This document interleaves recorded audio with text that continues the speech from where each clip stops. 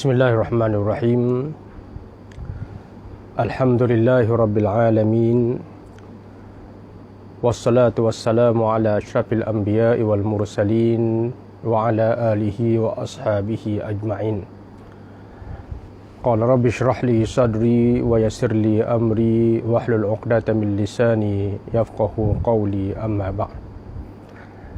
Alhamdulillah, kita merafakkan syukur kepada Allah Subhanahu wa taala di atas limpah kurnia dan nikmat yang Allah Taala berikan kepada kita.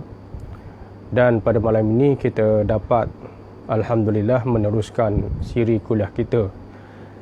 Walaupun kita tak boleh bersua di Facebook di masjid secara real, tetapi kita tetap bersyukur kepada Allah Subhanahu wa taala dengan alternatif yang ada melalui kemudahan-kemudahan seperti Facebook pada malam ini untuk kita meneruskan pengajian dan pembelajaran kita, insya-Allah. Jadi pada malam ini saya tidak berhasrat untuk nak sambung siri pengajian hadis 40 kita. Tetapi pada malam ini suka sebagaimana setiap tahun, rutin setiap tahun, saya akan membacakan ataupun memperingatkan semula tentang satu peristiwa penting yang berlaku pada bulan Syawal, pada tahun yang kelima Hijrah, yang dikenali sebagai peristiwa Ahzab. Di mana peristiwa Ahzab ataupun setengah tu menyebut sebagai peperangan Ahzab, tetapi sebahagian ulama menyebut peristiwa Ahzab sebab Ahzab ini pada hakikatnya tak berlaku peperangan. Tetapi hanya satu kepungan terhadap Madinah. Kepungan terhadap Madinah, yang mana kepungan terhadap Madinah itu merupakan satu peristiwa yang sangat-sangat penting dan menakutkan. Walaupun paling menakutkan, tetapi satu peristiwa yang sebenarnya tak berlaku peperangan. Walaupun ia pada satu sudut dianggap sebagai peperangan. Baik, sebab apa peristiwa ini penting kita peringatkan setiap tahun? Memang saya tidak miss setiap tahun di seluruh masjid surau yang saya mengajar. Saya akan peringatkan jalan cerita dan pengajaran daripada peristiwa Ahzab yang berlaku di zaman Nabi SAW berbeza dengan peristiwa lain. Kadang-kadang peristiwa Badar saya tidak peringatkan dalam kuliah saya, kadang-kadang peristiwa-peristiwa lain seperti nuzul Quran kadang-kadang bukan semua tempat saya peringatkan. Tetapi berbeza dengan peristiwa Ahzab, saya peringatkan setiap tahun. Kerana yang pertamanya ia diulang, disebut dalam Al-Quranul Karim, dan yang keduanya kita disunatkan ulang. Tiap-tiap tahun, 2 kali setahun disunatkan wirid secara kuat-kuat. Kita menyebut peristiwa ini wahazamal ahzaba wahdah. Allah Ta'ala menghancurkan tentera Ahzab dengan keesaannya. Yang mana tidak ada peristiwa-peristiwa lain, peperangan-peperangan lain yang berlaku di zaman Nabi SAW disyariatkan untuk kita sebut dalam bentuk zikir. Tak disunatkan kita sebut dalam bentuk zikir. Berbeza dengan peristiwa Ahzab, kita disunatkan sebut dalam bentuk zikir. Bukan sahaja zikir slow-slow, tapi kita kena sebut zikir secara kuat. Zikir ni apa dia? Zikir ni dari segi bahasanya maknanya memperingati benda yang kita lupa.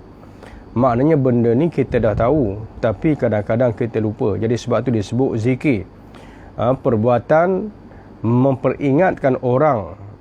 Tadi zikir tadi makna kita berzikir, kita sendiri yang memperingati.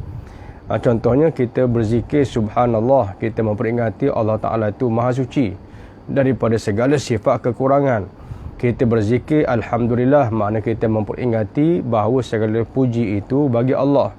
Bila sebut tazkirah, makna kita memperingatkan orang. Contohnya kita memberikan tazkirah maut ataupun memperingatkan orang tentang kematian. Sebab apa memperingatkan? Sebab mati ni semua orang tahu, tapi kadang-kadang kita perlu peringatkan. Itu makna zikir dan juga tazkirah. Sama juga dengan zikir Al-Ahzab, kita disunatkan sebut 2 kali setahun. wa hazamal ahzaba wahdah, bukan saja kita sebut slow-slow, tapi kita disunatkan laung dengan speaker, laung sekuat-kuatnya. Maknanya kita memperingatkan orang ramai, mentazkirahkan orang ramai, menzikirkan mereka tentang peristiwa Ahzab sebanyak 2 kali setahun pada hari raya Aidilfitri dan juga hari raya Aidil Adha. Okey, jadi bila kita melihat hakikat ini, memahamkan kita bahawa berzikir maknanya memperingati cerita kisah pengajaran Ahzab itu sangat penting. Sebab tidak ada peristiwa peperangan yang berlaku pada zaman Nabi yang disunatkan kita sebut dalam bentuk zikir sebagaimana kisah Ahzab. Mungkin ada para jemaah di masjid Kota Damansara dan tempat-tempat lain ingat, dah tahu kisah ini sebab saya ulang dah tahun lepas. Saya dah ulang tiap-tiap tahun. Tapi penting untuk saya memperingati lagi pada tahun ini, sebab kalau tak peringati kita akan lupa. Itu namanya zikir. Maknanya kita peringatkan balik benda yang kita tahu tapi kita lupa. Jadi sebab itu malam ni saya ulang lagi berkenaan dengan pengajaran dan peristiwa Ahzab yang berlaku pada zaman Nabi sallallahu alaihi wasallam. Jadi tuan-tuan dan puan-puan sekalian, dalam peristiwa Ahzab, yang pertamanya ialah peristiwa Ahzab ini merupakan peristiwa yang penting kerana antara hikmah, saya sebut je hikmah, kita tak boleh sebut sebab kita perbuatan Allah Maha suci Allah, kita nak sebut sebab. Bermakna kalau kita kata kita makan sebab lapar, maknanya kita makan tu maknanya terdesak, diperlukan kerana lapar. Jadi Allah Ta'ala kita boleh sebut Allah buat sebab Allah Ta'ala Maha suci. Dia tak perlu sebab untuk buat sesuatu. Jadi sebab itu kita tak sebut sebab Allah memperingatkan, menzikirkan kita tentang Ahzab. Kita sebut hikmah, kelebihan, orang kata apa, hikmah yang besar. Di sebalik Allah Ta'ala memperingatkan kita tentang peristiwa Ahzab berbanding dengan peristiwa lain. Kesimpulan yang saya buat ialah dia akan berlaku lagi jalan cerita. Dia akan berlaku lagi selepas daripada zaman Nabi SAW. Dia akan berlaku lagi dan dia akan berulang lagi. Jadi tuan-tuan dan puan-puan sekalian, peristiwa Ahzab ini disebutkan dalam Al-Quranul Karim, di mana Allah SWT sebut dalam Al-Quranul Karim, walau dukhilat alaihim min aqtariha thumma su'ilul fitnah thumma su'ilul fitnah la atauha wa ma talabbathu biha illa yasira. Maknanya ialah kalaulah orang-orang munafik itu bila mana tentera Ahzab berjaya menceroboh negara-negara Islam ataupun negara Islam Madinah, lalu orang munafik ataupun orang-orang kafir yang menceroboh, yang menyerang negara Islam di kalangan Pakatan Ahzab berjaya masuk ke Madinah, mereka tidak akan kekal mentadbir Madinah, tetapi mereka akan seru siapa di kalangan orang Madinah yang akan bersama-sama mereka untuk mentadbir bagi pihak mereka negara Madinah, maka dipersilakan. Allah Ta'ala kata, la atauha, kamu akan tengok orang-orang munafik itu akan berbondong-bondong untuk mendaftarkan diri sebagai pegawai, sebagai pihak keselamatan, sebagai tentera, sebagai pegawai tadbir bagi pihak orang-orang musyrikin Mekah. Wa ma talabbathu biha illa yasira, mereka tidak akan tunggu lama untuk berbuat demikian. Baik. Jadi peristiwa ini Allah Ta'ala gambarkan lau dukhilat alaihim min aqtariha. Kalaulah tentera Ahzab itu dia berjaya masuk ke Madinah daripada segenap penjurunya, la atauha thumma su'ilul fitnah, kemudian orang-orang Madinah diminta untuk berpaling tadah, menyokong mereka jadi pegawai mereka. La atauha, nescaya mereka akan terus mendaftarkan diri. Wa ma talabbathu biha illa yasira, mereka tak akan tunggu lama untuk berbuat demikian. Baik tuan-tuan dan puan-puan sekalian, itu antara tanda ataupun bukti yang menunjukkan bahawa peristiwa Ahzab akan berlaku lagi selepas daripada zaman Nabi SAW. Sebab dalam Quran ni dia Maha suci daripada perkataan lau yang sia-sia. lau al-mulghah. Contoh yang kita ambil, kalaulah aku dapat naik ke angkasa dan tinggal di sana. Itu kalau aku dapat naik ke angkasa dan tinggal kat sana, itu orang panggil kalau yang mulghah, kalau yang sia-sia. Jadi Maha Suci Quran kalau sia-sia sebab apa? Kalau kita tengok hakikat, tentera Ahzab ni dikepung Madinah lebih 50 hari. Kemudian bila mereka kepung, mereka tak berjaya memasuki Madinah dan kemudian mereka putus asa. Bila putus asa, mereka balik. Bermakna confirm mereka tak boleh masuk. Jadi bila Quran kata kalau mereka boleh masuk, makna kalau itu tak akan berlaku sebab memang confirm sampai hari ini pun tentera Ahzab tak boleh masuk ke Madinah. Tentera Ahzab tak boleh masuk ke Madinah. Jadi maknanya kalau itu satu sudut dia akan jadi sia-sia kecuali bila kita kata Quran tidak sia-sia, bermakna kecuali lau itu dengan makna dia akan berlaku lagi. Dia akan berulang lagi.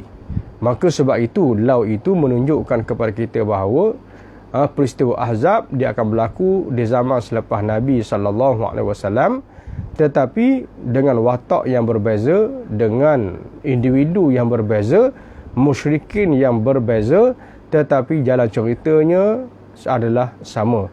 Jadi sebab itu malam ni secara ringkas nak minta renung balik peristiwa Ahzab dan apa yang berlaku di Palestin pada hari ini menunjukkan kepada kita bahawa yang berlaku sebenarnya adalah peristiwa yang sama, tetapi jalan ceritanya yang sama, tetapi pelakonnya adalah berbeza. Baik. Yang pertama kita tengok apa faktor yang menggerakkan Ahzab di zaman Nabi. Faktor yang menggerakkan Ahzab di zaman Nabi ialah golongan-golongan Yahudi yang duduk di Khaybar. Jadi Yahudi di Khaybar ini ialah Yahudi yang sebenarnya telah dihalau oleh Nabi SAW daripada Madinah.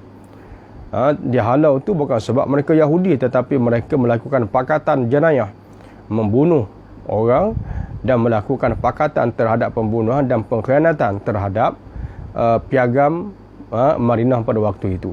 Maka mereka dihukumkan keluar daripada Madinah dan mereka berpindah ke Khaybar. Jadi Yahudi ni tak puas hati, antaranya ialah Yahudi Yahudi Bani Qainuqa, Yahudi Bani Nadir dan seumpamanya. Jadi Yahudi ni mereka tak puas hati. Bila tak puas hati, akhirnya mereka menggerakkan beberapa orang pakar runding, saya kata dalam 20 orang pakar runding yang pandai berbicara, yang pandai berkomunikasi, yang pandai pujuk orang, yang mana pakar-pakar runding ini akhirnya pergi berjumpa dengan kabilah-kabilah Arab. Jadi kabilah-kabilah Arab ni, terutamanya Quraisy, memang sudah berdendam dengan Nabi SAW. Dari sana ada kabilah Bani Ghatfan dan seumpamanya. Jadi Yahudi yang tinggal di Khaybar ini menggerakkan orang-orang yang boleh bercakap, yang pandai pujuk, yang pandai berunding, jumpa dengan kabilah-kabilah Arab untuk menyatukan mereka menyerang Nabi SAW dan menghancurkan Madinah. Jadi akhirnya gerakan Yahudi ini berjaya. Berjaya mengumpulkan sekitar 14,000 bala tentera. Jadi 14,000 tuan-tuan dan puan-puan sekalian, satu jumlah yang sangat besar pada zaman itu, sebab pada peringkat zaman itu penduduk Madinah ni hanya sekitar 3-4 ribu saja. Maknanya kalau bahasa hari ini, Madinah ni macam sebuah kampung je. Dan tentera yang nak pergi serang Madinah ialah seramai 14,000, sedangkan penduduk Madinah itu sendiri pada waktu awal hanya sekitar 3-4 ribu orang saja. Maknanya tentera yang menyerang 4 kali ganda, 5 kali ganda daripada penduduk Madinah itu sendiri. Jadi tak pernah berlaku dalam sejarah dunia yang mana negara yang diserang, negara yang tentera yang menyerang lebih ramai daripada penduduk negara yang diserang. Kalau kita tengok dalam kisah Madinah ini, mana tentera yang menyerang itu lebih ramai daripada penduduk. Kalau tentera yang menyerang lebih ramai daripada tentera negara yang diserang itu biasa. Tapi kalau tentera yang menyerang lebih ramai daripada penduduk 5 kali ganda, ini tak pernah berlaku dalam mana-mana peperangan kecuali dalam peristiwa Ahzab. Jadi sebab itu peristiwa Ahzab ini, yang pertamanya yang gerakkan itu ialah Yahudi. Tetapi yang jadi kepalanya ialah Abu Sufyan daripada Quraisy, sebab mereka merupakan kabilah yang paling dominan. Sama juga kita tengok hari ini. Hari ini dikenali sebagai Pakatan Zionis. Siapa Zionis? Zionis ini dia bukan bermakna Yahudi, Yahudi bukan bermakna Zionis. Ada Yahudi yang tidak Zionis, tapi Zionis itu sendiri adalah Yahudi. Zionis ini ialah satu gerakan sulit di kalangan Yahudi antarabangsa, khususnya untuk menjatuhkan khilafah Osmaniyah, seterusnya menyerang negara Islam dan mendirikan negara haram Israel di Palestin. Itu namanya Zionis.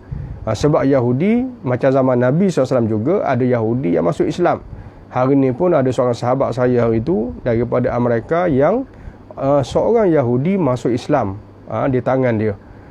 Seorang Yahudi masuk Islam di tangan dia. Maknanya gerakan Zionis ini adalah merupakan gerakan yang pada zaman ini yang menggerakkan negara-negara barat menyerang Islam. Menyerang Islam yang dinamakan sebagai tentera perikatan.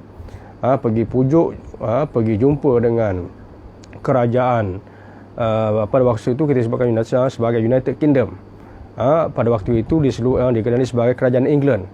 Pergi jumpa dengan kerajaan Perancis, pergi jumpa dengan kerajaan Jerman dan seumpamanya, dan mereka berjaya membentuk satu pakatan untuk menyerang negara Islam. Dan kita tengok banyak dokumen yang terdedah yang menyebut bahawa sebenarnya pakatan ataupun tentera perikatan itu sudah membahagi-bahagikan negara Islam di kalangan mereka. Perancis pergi serang sebelah utara Afrika sebagai contoh. Itali pergi serang Libya. UK, England ataupun pada masa itu sebagai Great Britain pergi serang India sebagai contoh. Jadi mereka sudah berpakat bahagi-bahagikan negara Islam untuk diserang. Siapa yang gerakkan? Yang gerakkan itu ialah gerakan Zionis. Jadi mereka berjaya membentuk satu pakatan yang besar untuk menyerang negara Islam. Zaman Nabi SAW yang menggerakkan Yahudi, yang menggerakkan pakatan Ahzab itu juga adalah gerakan Yahudi. Tetapi Yahudi ini bukan satu bangsa yang dominan. Tetapi mereka bijak, mereka cerdik, mereka pandai berkomunikasi, mereka menguasai ekonomi sejak zaman dulu. Dengan kelebihan itu, mereka berjaya memujuk negara-negara yang sudah sedia anti dengan Islam seperti Quraisy, Ghatfan dan seumpamanya. Maka terbentuk Pakatan Ahzab serang negara Madinah. Sekarang pun sama, Pakatan Zionis menggerakkan negara-negara terutamanya Barat untuk berpakat bergabung menyerang negara Islam. Baik. Jadi pada zaman Nabi SAW mereka gerakkan tentera Ahzab, tetapi mereka tak berjaya untuk nak masuk negara Madinah. Bahasa mudah nak sebutkan ialah bila mereka sampai ke Madinah, apa yang mereka expect, apa yang mereka jangka sebelum itu tak berlaku. Sebab apa tak berlaku? Sebab mereka dalam jangkaan mereka boleh kalahkan Madinah satu hari je. Satu hari memang jatuh benar, sebab 15 bala tentera serang 4,000 negara yang perlunya hanya 4,000 sahaja. Pada akalnya mustahil Madinah boleh bertahan. Tiba-tiba bila mereka sampai ke Madinah, mereka tengok ada parit. Jadi parit ini mereka nak lompat tak lepas, mereka nak terjun tak boleh naik. Maka menyebabkan mereka terpaksa berkubu di sebelah luar Madinah di seberang parit. Orang Islam pula berkubu di sebelah dalam Madinah di seberang parit. Jadi masing-masing akhirnya pasang khemah, tunggu dan lihat. Orang Islam tunggu sebelah dalam, orang kafir, musyrikin, Pakatan Ahzab tunggu sebelah luar. Jadi mereka kepung ni selama 50 hari. 50 hari mereka kepung Madinah, yang menyebabkan, kalau kita tengok dalam peristiwa ini, penduduk Madinah kebuluran disebabkan makanan semua tak boleh masuk. Maka berlakulah, kita kata, disebutkan sebagai ujian terhadap umat Islam. Tetapi pada hakikatnya mereka tak boleh masuk. Sebablah mereka tak boleh masuk. Dan sebenarnya peristiwa Ahzab ini peristiwa yang mana tak berlaku peperangan, melainkan hanya dalam skala yang kecil. Skala kecil ni maknanya ialah adalah di kalangan musyrikin Mekah ni orang yang ada kuda yang kuat, dan bila mereka lompat boleh melepasi parit. Tapi bila mereka boleh lepas parit dalam bidangan yang kecil, menyebabkan mereka berhadapan dengan tentera Islam yang ramai. Jadi yang berjaya lompat, akhirnya mereka tak berjaya nak tewaskan tentera Islam yang bertahan di seberang parit. Okey, jadi dalam peristiwa ini menatijahkan bahawa tak berlaku peperangan, yang akhirnya yang berakhir dengan tentera musyrikin, tentera Ahzab balik macam tu sahaja ke Madinah, ke Mekah, ke tempat masing-masing, yang menyebabkan serangan mereka adalah satu serangan yang gagal. Baik. Tetapi dalam Quran kata walau dukhilat alaihim min aqtariha, kalaulah tentera Ahzab itu boleh masuk ke Madinah. Bila mereka boleh masuk ke Madinah, memecahkan pintu, cari wanted, orang-orang yang wanted sampai ke bilik, maka pada waktu itu kata Allah, mereka masuk ilal fitnah, kemudian orang-orang Madinah ditawarkan, di offer, siapa nak jadi pegawai kami, siapa nak jadi DO kami, siapa nak jadi tentera kami, nak jadi polis kami, dipersilakan daftar, esok buka daftar. Tuhan kata bila di offer macam tu, la tauha, kamu akan tengok orang-orang munafik berbondong-bondong untuk pergi daftarkan diri. Baik, dalam kisah ni orang munafik, orang tak tahu. Orang tak tahu. Jadi macam mana orang munafik berbondong-bondong pergi? Makna satu sudut yang lain, maknanya hak pergi tu yang nak jawatan walaupun daripada musuh-musuh yang menjajah negara, mereka sanggup bekerjasama dengan penjajah. Sebenarnya itulah orang-orang munafik sebenarnya. Apa makna munafik? Munafik ni maknanya luar nampak Islam, dalam tu mereka kufur. Ni jenis munafik yang panggil. Jadi dalam zaman Nabi SAW, tentera Ahzab tak boleh masuk negara Islam. Jadi benda yang Quran kata lau itu tak berlaku.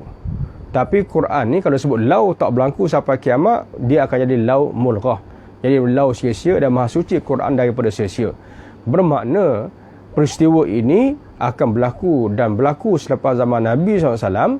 Tetapi lepas zaman Nabi, orang munafik, tentera Ahzab akan berjaya masuk ke dalam negara Islam, menceroboh, menjajah negara Islam. Berbeza dengan Ahzab di zaman Nabi SAW. So maknanya kita refresh balik kisah kita sebut tadi, makna bila mana Yahudi antarabangsa Zionis menggerakkan apa yang disebutkan sebagai gerakan antarabangsa Yahudi yang dikenal Zionis, pergi jumpa dengan negara-negara barat, pujuk bergabung dalam satu pakatan, dan akhirnya mereka serang negara Islam. Bila mereka serang negara Islam, boleh dikatakan hampir semua negara Islam jatuh. Walaupun di sana ada yang tak jatuh, seperti Saudi tak jatuh, Turki tak jatuh, Aceh tak jatuh. Baik. Jadi hampir semua negara Islam jatuh. Bila jatuh, apa mereka buat? Mereka tak akan tinggal dalam negara Islam. Mereka tak akan terus mentadbir negara Islam. Mereka akan offer siapa yang nak jadi pegawai kami, siapa nak jadi DO kami, siapa nak jadi polis kami. Maka siapa yang akan mentadbir negara tersebut? Bukan orang putih, bukan orang UK, bukan orang Perancis, tetapi akan mentadbir negara tersebut adalah orang Islam tempatan itu sendiri. Tapi bila orang Islam mentadbir, apa mereka buat? Apa mereka laksanakan? Mereka tak laksanakan Islam yang ditinggalkan oleh Nabi sebagaimana sepatutnya orang Islam yang memerintah. Tetapi mereka mengekalkan apa-apa arahan daripada penjajah, walaupun penjajah itu suruh balik ke Madinah, walaupun penjajah itu suruh balik ke Mekah. Tapi mereka yang mentadbir Madinah mengikut arahan telunjuk sistem yang ditinggalkan oleh penjajah daripada Mekah, kalau Ahzab Mekah itu boleh masuk. Tapi kalau Ahzab lepas Mekah boleh masuk ke negara Islam, sebenarnya yang saya ceritakan tadi, maknanya mereka akan tinggalkan pegawai-pegawai mereka di kalangan orang-orang yang namanya Islam, orang-orang yang daripada keturunannya Islam. Tetapi bila mereka mentadbir, mereka tak ikut Islam yang ditinggalkan oleh Nabi, tetapi mereka mengikut apa yang ditinggalkan oleh penjajah yang melantik mereka sebagai pemimpin-pemimpin negara Islam. Jadi sebab itu kita tengok, dengan maaf saya sebut, dalam sejarah yang kita baca pasca jatuh Osmania, negara-negara Islam ada negara yang dijajah. Seperti contoh Libya, seperti contoh Mesir, seperti contoh Syria, seperti contoh Malaysia, seperti contoh India. Tetapi ada negara Islam yang tak dijajah. Contohnya kita ambil Aceh, tak dijajah. Tapi Aceh ni akhirnya dijajah oleh bangsa sendiri, yang akhirnya menjadikan Aceh itu sebuah negara yang berada di bawah republik yang menindas Aceh itu sendiri. Dan Alhamdulillah hari ini perkara ini saya anggap sudah selesai di Aceh, sebab sudah bersekutu dengan Jakarta dan keseluruhannya. Tapi kalau kita tengok balik sejarah seperti contohnya macam Turki, contohnya macam Saudi. Jadi Saudi ataupun dulu dia kenal sebagai negara Hijaz. Dia tak ada negara Saudi, dia tak ada Qatar, dia tak ada Kuwait. Yang mana kalau kita tengok Saudi sebagai contoh. Dulu dia kenal sebagai Hijaz. Sempadan bukan macam Saudi hari ini. Dulu negaranya dikenali sebagai Qatar. Hari ini dikenali sebagai Qatar. Saudi, Kuwait, Bahrain dan seumpamanya.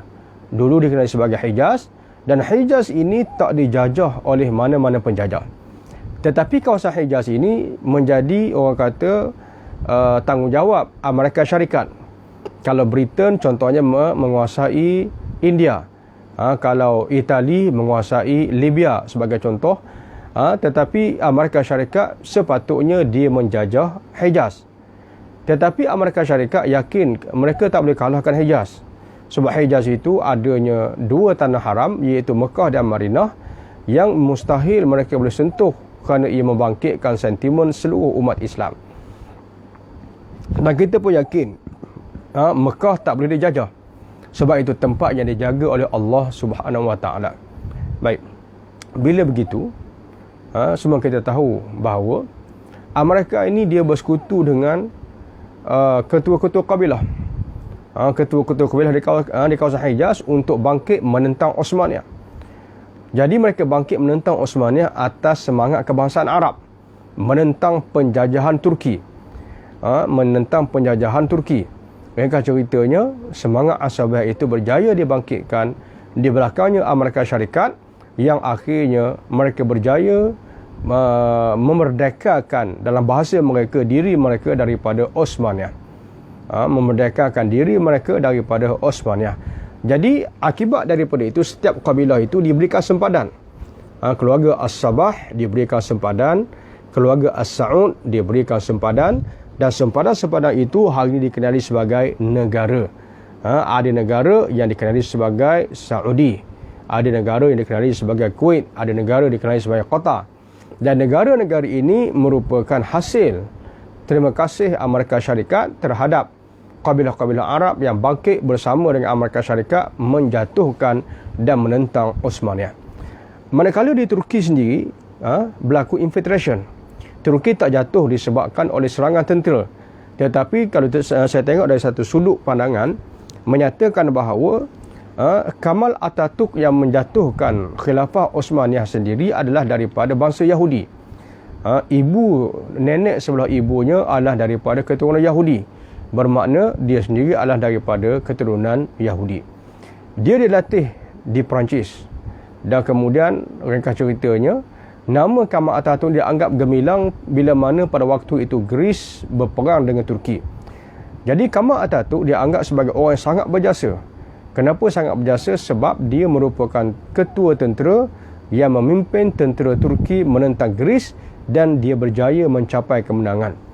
Satu sudut pandang ada yang membuat analisa bahawa kemenangan Kamal Atatürk itu sendiri sebenarnya adalah rancangan daripada Barat.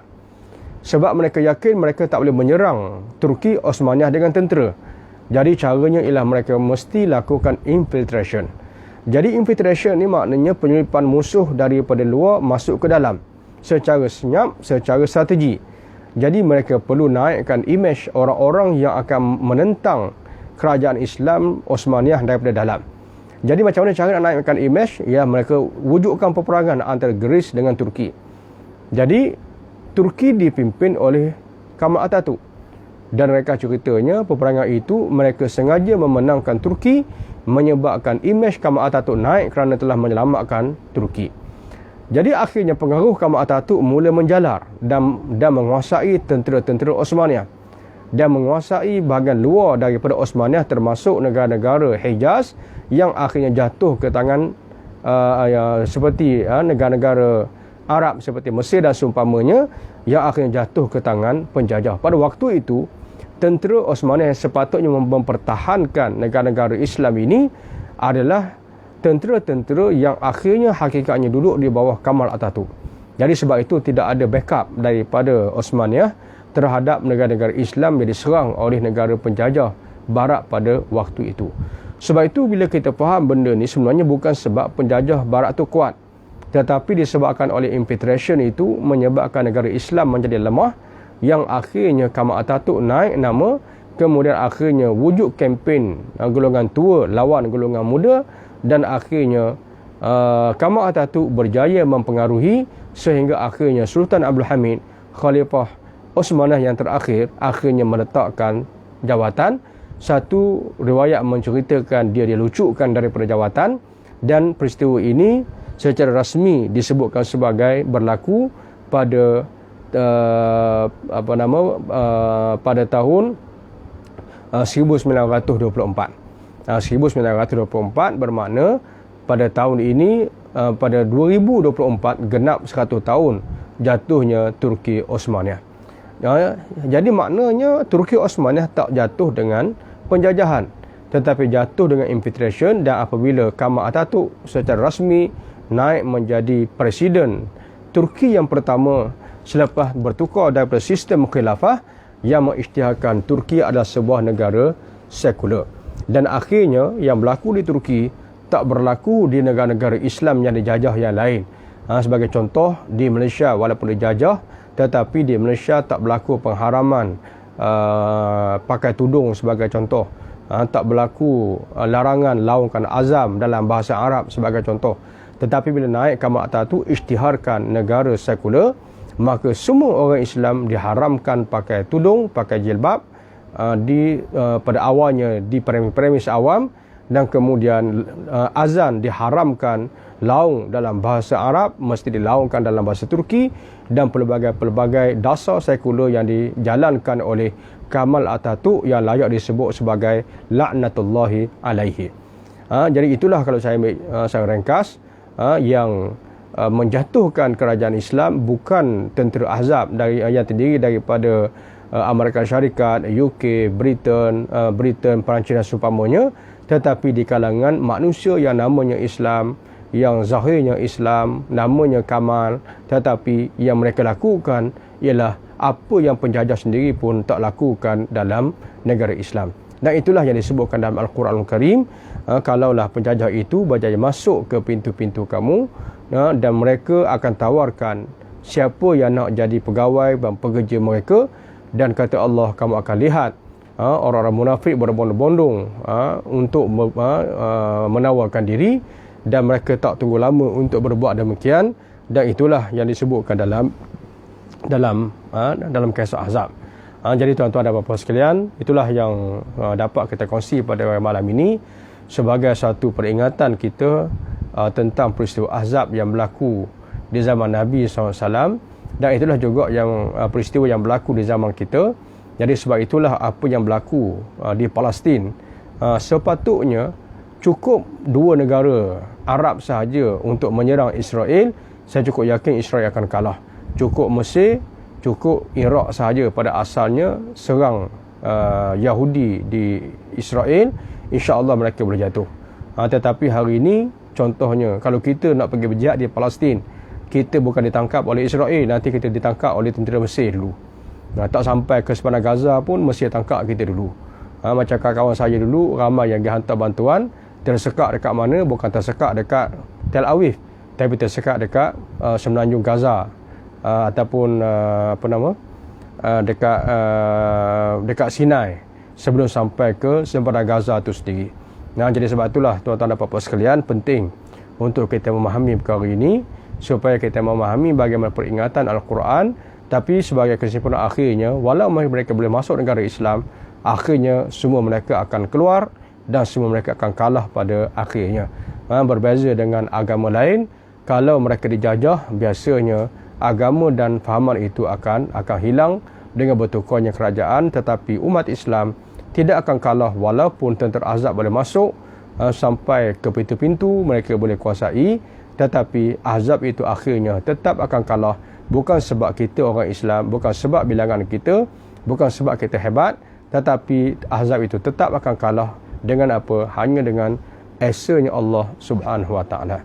Aqulu qouli hadza wa astaghfirullahal azim li wa lakum. Wassalamualaikum warahmatullahi wabarakatuh.